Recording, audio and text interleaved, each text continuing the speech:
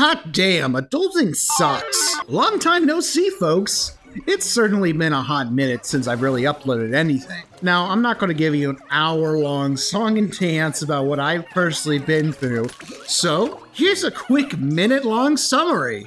Man, I sure hate college. Hey kids, you want some tinnitus?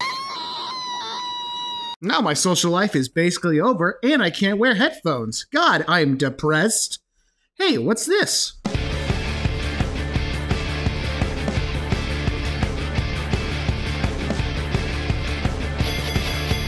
I can't stop winning!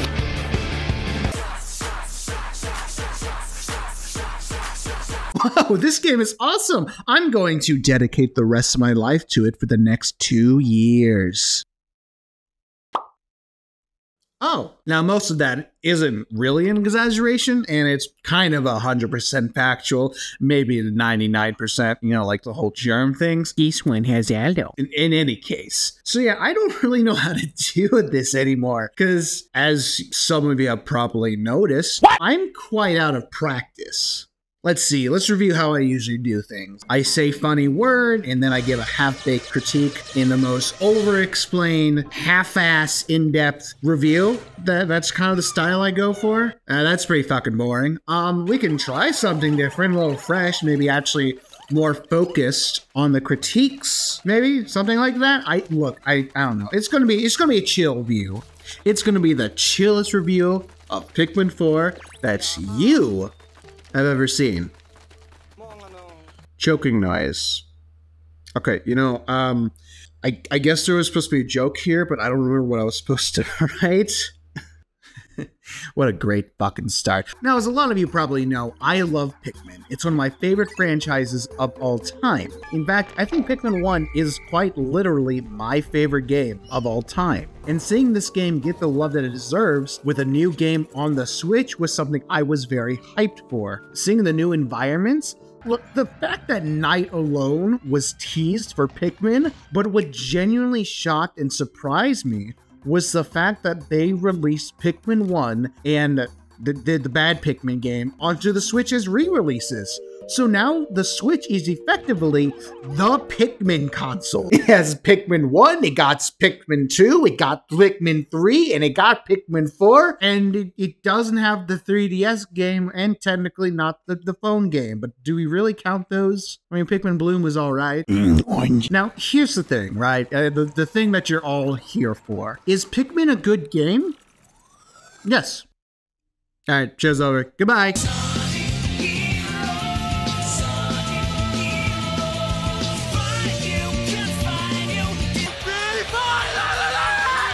However, wouldn't you guys like to hear why I think it's a good game? Get ready as I welcome you to...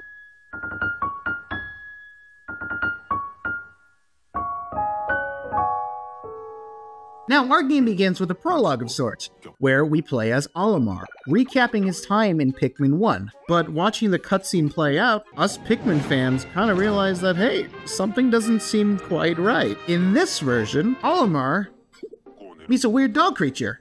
That wasn't in the first game. So it turns out Pikmin 4 is basically a soft reboot of the franchise, which I'm personally a little mixed on, but Pikmin isn't really known for their deep storytelling, so it's kind of irrelevant. Basically just means that Pikmin 2 and Pikmin 3 are no longer canon. Rest in peace, my true beloved. But the prologue basically just follows the first game, until Olimar manages to reach the means to send out an SOS signal, which gets the attention of the Rescue Corps, who almost immediately botch their entire plan to rescue Olimar as they crash land onto the planet.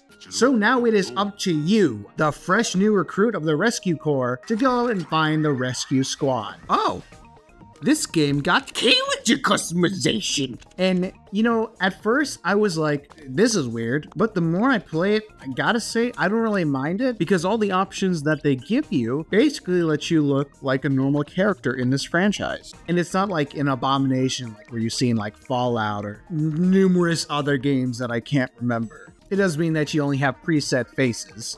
But hey, at least you can have some decent freedom to make what you want, especially if you like to add a little bit of role-playing to your character. So now, you too can have a Pikmin OC. Hi, my name's Michael, and I'm a bad dude with plenty of edge. Hello, my name is Valerie, and I'm a cute little cinnamon bun. I'm here to give to charity regularly. But those are boring. So I just created a depressed pink mustache middle-aged man. It's fashionable. You land on the plan to find Ochi, your new pup companion, and Colin, the man that the internet seems to despise for some reason. I'm not really sure why. It's been over a year. I don't know what people's opinions of this man anymore. You know, he seems fine. Eventually, you meet up with the leader of the rescue corps, Shepard. And let me tell you straight. She ain't no Charlie. Once we rescue her, we stumble upon the ship, and we discovered that the ship energy stores are completely empty, and the only way to restore the tanks back to optimal levels is by sparklium. How do we get sparklium? Well, by basically finding what's the equivalent of treasure from Pikmin 2. And in classic Pikmin fashion, this is where we discover Pikmin. Red, of course, because why change up the formula with a different Pikmin type at the start when you can add a dog instead? Bark, bark. This is also where you find out that not only is your job to find Olimar, but also your other fallen Rescue Corps members and random explorers or tourists. Because it seems like literally everyone decided to come to PNF 404 for a holiday or something. I don't know. It's that time of year again. Fuck.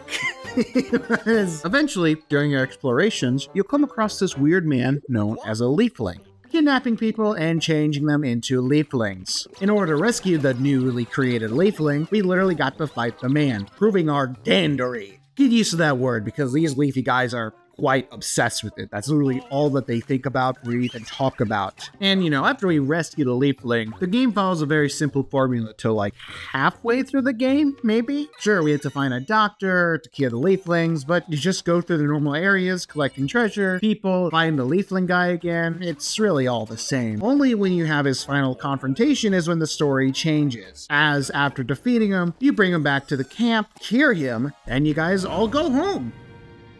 And that's the game. Look, see, we even have credits. And you know, this game was pretty... okay, yep, sucks to see him, let's be honest, my fellow Pikmin peeps. It sucks to see him, but you know, I don't really think this is any reason to divert course. So let's just continue going home and... oh, God. God damn it. So... after swiftly returning to the planet, we learned that due to the leaf that's now on Ochi's tail, leaving the planet could prove fatal for the pup. We find out that the current medicines that we have don't work on it, and now it's up to us to find a veterinarian named Nelly in order to get an idea on what's going on. But we run into Louie, who is not too eager to help us. In fact, in classic Louie fashion, impedes us on our quest by kidnapping members of Nelly's crew because he's an asshole.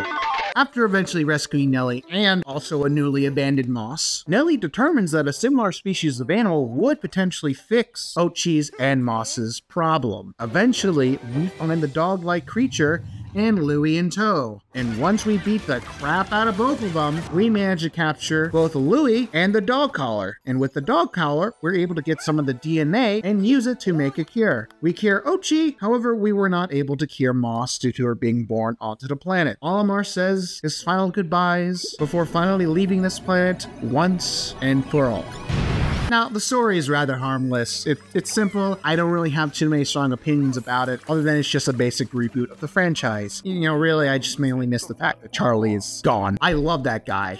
He's just so cool. He has a little rubber ducky. Look at his little rubber ducky. Yeah, sure, Nelly and her crew are basically just like references to them, but they're not the actual characters. Listen to me, fucking imposter. You will never replace my true beloved. Do you fucking understand me? Do you? I will say that the concept of the leaflings is interesting, and I'm a sucker for fighting previous protagonists in any type of franchise. Now, for the base game itself, it's truly one of the best Pikmin games of all time. Like, it's certainly in a high second place for me. And while I'm not really sure anything's gonna replace my love for Pikmin 1, and I'm not sure if that's because I have a high dose of nostalgia, rose-tinted glasses, all the sorts, but not that it matters, because I played Pikmin 4 a few times without inherently getting sick of it. I played it when they were released, and I played it again to refresh my memory a year later, so I can make this shitty review. The basic gameplay of Pikmin 4 is very much the same from the other games in the franchise. You grow Pikmin, you murder enemies, and you grow more Pikmin to drag back items that you need to beat the game. The more items you collect, the more areas you unlock, standard format. However, one gigantic change is the fact that you don't have 3 captains anymore. It's just you and your mutt. Yeah, so your little pupper over here is not only your second captain, it's essentially a super Pikmin. So Ochi can gather Pikmin. He can command them, and if you're feeling extra bold, attack enemies and collect items for you. At the start, can't really grab much, but you're able to upgrade what Ochi can do or handle, give him more defense, or potentially increase his carrying load. It's actually really frightening how borderline overpowered this guy can get. Not even towards the end of the game. No, I'm talking like mid-game. If you play your cards right and be very thorough in collecting stuff, you won't have to worry about anything. The many things that this dog can do as follow is that he can swim in water while also carrying your Pikmin on top of the water. Heck, he can carry your Pikmin so you don't even have to worry about dealing with like slow leaf Pikmin. It can resist fire and cold if you get the right upgrades, can stun enemies with a charge attack, and if you have a ton of Pikmin on your back, it's fucking night-night. Like, this guy is so good, I'm very conflicted about how I feel about him. On one hand, this dog is breaking the game in half, and I personally don't really like the concept of Super Pikmin. However, he's just so fun to use. Like, is it bad game design? I don't really know. It's like a paradox. Now, how do you go about upgrading Ochi? Well, you do it by finding these things called pep drives. I don't know why I have the urge to say it like that each time I say the word. Like, I can't help it. That's just what I think about when I see the word. Now, you can get these pep drives. Okay, I should stop. This isn't really that funny. By either rescuing stranded survivors or by curing leaflings. You know, I suppose I should probably segue in talking about the Pikmin before talking too in depth about the leaflings. Don't worry, we'll get back to them pretty soon. So, there are Pikmin in the game. Dear God. There's more. No. But there's not just a few Pikmin in this game, no. The cool thing about this game is that every single type of Pikmin that has ever existed are in this game. And of course we get our 2 new types of Pikmin, Ice Pikmin and Glow Pikmin. Glow Pikmin are pretty neat. While you can't use them during the daytime, you can use them in their own specific mode where you traverse the night. Finally, you can explore what night is like. It's a first in a series, and it's something that's, you know, really, really cool. Is what I would be saying if there was any actual real exploring. No, in fact, it's more closer to a tower defense mode than anything else. Your objective is to protect this Illumino from the onslaught of multiple enemies. You don't have any other Pikmin with you, just Glow Pikmin. And in order to get more, you collect these quite literal star bits from Mario Galaxy, and that's how you get more Glow Pikmin. The more Glow Pikmin you have, the stronger their special charge ability is. It's an ability that stuns enemies and causes Pikmin to attack on sight. Like, oh my god. And when you manage to either wait out the time limit or kill everything around you, you get drugs. And you use those drugs to cure the leaflings in order to get more pep drives. Despite my little apprehensive tone at the beginning, it's a really neat mode that, you know, I was originally disappointed in, but, you know, the more I play and think about it, it's certainly a unique addition to the Pikmin formula. You know, I'm really surprised that there isn't a type of endless mode for this, you know? Also, if you just look at the Glow Pikmin, they just look so goddamn adorable. Ice Pikmin are also pretty cool, because not only do you freeze enemies, acting very much like the Bitter Spray in Pikmin 2, but they can also freeze water if you have enough of them, giving you a decent chunk of versatility. Though, in reality, don't expect too much. You're still pretty much railroaded, as anything that the devs don't want you to freeze gets slapped with a 100 Pikmin limit. Now you might be saying, no big deal, you just grind a bunch of Pikmin like you always done in the previous games, and, well, but you can't really do that anymore. Because in this game, they put a limit on how many Pikmin you can carry at the start, which I suppose for balancing reasons, it's, you know, that's fair. Like, I want to be upset about this, but in hindsight, once you get 100 Pikmin, not even an hour into the previous games, and for the most part, it's really a giant cakewalk. Like, you can just completely delete everything in your path. So I'm not really all that surprised or bitter that they ended up giving me that restriction, you know, to make it a little harder, but this game isn't really too hard by any means. But, let's just, say that for whatever reason they kept the 100 Pikmin limit, right? It's a little tiny bit harder to get new Pikmin in this game. Because for the most part, a lot of onions come pretty later in the game. Like, sure, you can find like yellows, blues, winged Pikmin, etc. by themselves in like caves, because, those are back. But to even grow new types of Pikmin, especially like the new ones like ice Pikmin, you gotta find their onions, which is, normal Pikmin stuff. And just because you found like a new Pikmin doesn't mean you're gonna find the onion right away. Kind of behaving a little similarly to how whites and purple Pikmin were in Pikmin 2. Like, you can find them, and then they get stored into the onion, but you can't reproduce more. I can only assume that if you run out of a specific Pikmin type before, getting their onion, you just might be out of luck so you can find more into another cave. And even then, they're pretty sparse. You're not going to be getting 100 random Pikmin until you find their respective onions. And like I said, for some, like winged Pikmin, for instance, you're not going to be finding them till the end of the game. I do think you get more than enough to, be able to do normal puzzles and whatnot. So it's not really too big of a deal for me. Unless you're being absolutely stupid, you're not going to run out of them. The one thing I will openly criticize, though, is that in the overworld, you can really only have 3 types of Pikmin at a time. So basically, you can have as many Pikmin you want in the onion, but if you wanted like a combination of like red, blues, whites, and yellow, well, pick and choose which one you're not going to use because you can only have 3 of those types at once. Well, I can understand this might be a slight balancing choice. I feel like it's going too far in one direction because in Pikmin 2 and Pikmin 3, you were able to carry 5 Pikmin types at once. Did they feel like carrying close to 9 Pikmin types would be too much? Well, okay, fine, I get that. I would love my giant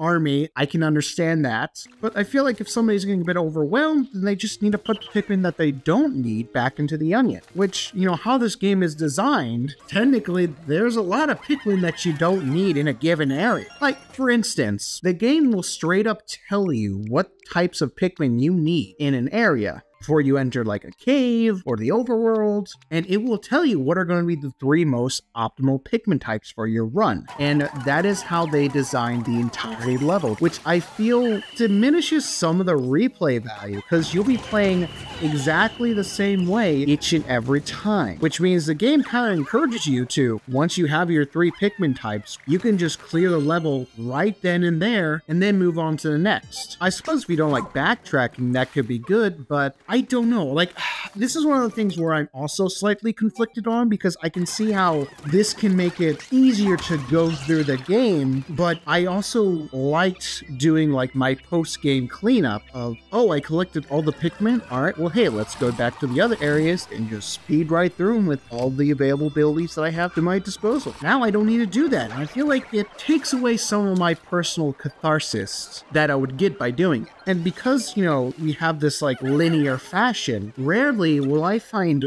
it potentially used for another Pikmin type in the overworld now. Like, I tried experimenting with winged Pikmin, but they've changed their AI to follow a set path instead of just flying straight down to the onion like in previous games. Like, they can fly. You can go down, just fly down. Why are you taking this path? And you know what that tells me? That just basically tells me that I didn't need to use winged Pikmin. I'm wasting my time actively using a Pikmin that the game doesn't recommend me even using. So it's like, well, what's the point? What's the point of trying new methods? Like, why am I even bothering, like I said, wasting my time even grabbing the winged Pikmin if they're just going to do the exact same thing as the red Pikmin are going to do? I would have accepted a 5 Pikmin limit. I feel like that's a decent compromise, because it's the same as in Pikmin 2 and Pikmin 3. And the thing is, right, you can go into caves and you don't have to have that restriction. You do have it before you start in the cave, sure, but if you can find another type of Pikmin or Candy Pop Bud, well, congratulations, you have 4 Pikmin. You can even spawn glow Pikmin from your item menu to even have more Pikmin, though I did mention an item. Yes, you're able to unlock items for your character, usually by bringing back raw materials, and it can range from a drone, a bone that can heal your pupper, to bombs. They did the thing. They fucking did the thing. They changed how bomb rocks worked again. They fucking did the thing again. Let's recap, right? So Pikmin 1, only yellows can carry bombs, okay? Are we following? We're following, okay? So in Pikmin 2, no one can carry bombs, okay? Sure, explosives, not good. All right, Pikmin 3, everyone can carry bombs because, you know, we love bombs. You know, bombs are good. Bombing shit is great, okay? And in Pikmin 4, no one but the player can carry bombs. What? Do they keep changing the thing? Now, as you notice, I did kind of gloss over the cave system. And unlike Pikmin 2, I genuinely love these. They're much smaller than in the previous game, you know, have about 2 to 3 floors each, that offer like little puzzles that worked in tandem on the type of Pikmin types that need to complete it. Not only that, you need to use your pupper to help complete these puzzles in order to find more treasure or to find Pikmin. You know, one of my favorite puzzles is this puzzle right here, where you're having to move with the floor and like change like the direction and all that. I found that pretty unique. When you're fighting the leaflings, you're either doing a PvP battle, which is pretty fun in its own right, or you can have to do this speedrun challenge in order to prove your dandery. You know, these little challenges were a blast to go through, going as fast as possible. And while most of them are pretty easy, they're not going to take you too long as you're consistent with it. There are some extra hard ones that you need to complete in order to lock onions for white and purple Pikmin. And, you know, these took me a few attempts to try at first, but they were really fun in the end. You can unlock these through doing Olimar's little mini story mode after rescuing him. It's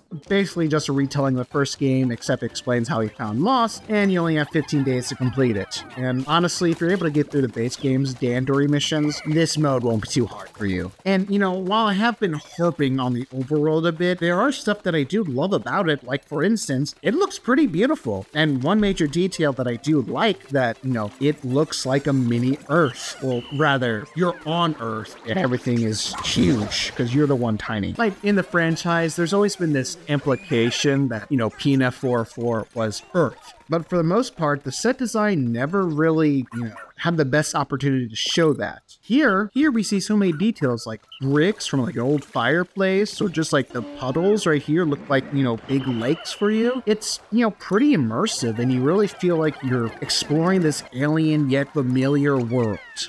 That being said, the blatant house really does take me out of it. Like, this is a fucking pristine house. When the lore is implied that humans have been wiped out, where's the dust? Where's the rundown elements of the house? It's just too fucking clean.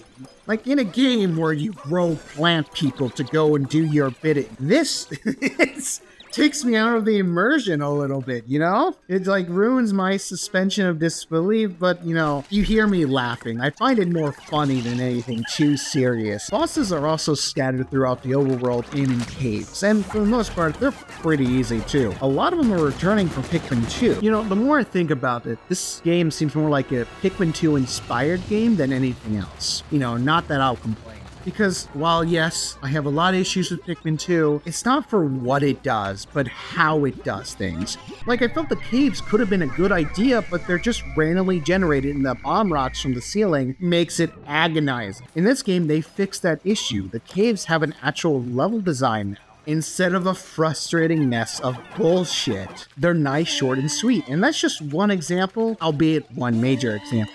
This is basically what I wish Pikmin 2 could have been by itself, and it's nice to be able to like the same elements from that game when it's designed well in a good game. And I'm glad that they attempted to try again instead of just letting it rot away. It just shows that not every idea is bad, and you just need to re-examine it, trim the fat, and make it better. Now, despite the fact that I do have a few little major issues with the game, I can't deny that I really do adore this game. It's really is fantastic, and hey, if this is your first Pikmin game, you're not going to have that expectation about breaking more than 3 Pikmin holes. So in reality, for every newcomer, that complaint is rather moot. If I had to recommend a game to start with the Pikmin franchise, I would totally start with Pikmin 4. Before it would have been Pikmin 1 because I am grossly biased, but I can't deny that this game is an excellent beginning point to the franchise, and for what it's worth, this game did pretty well, selling 3.5 million copies worldwide, and is the best-selling Pikmin game to date. And to Nintendo, that's quite the success. Pikmin is a franchise that I hold really dear to my heart, and it makes me proud that this game still has a place in Nintendo's roster of characters and games. Oh, this took so long to make, and I am severely sorry that you guys have had to wait so long for a new video. Like, genuinely, I am so sorry. Oh.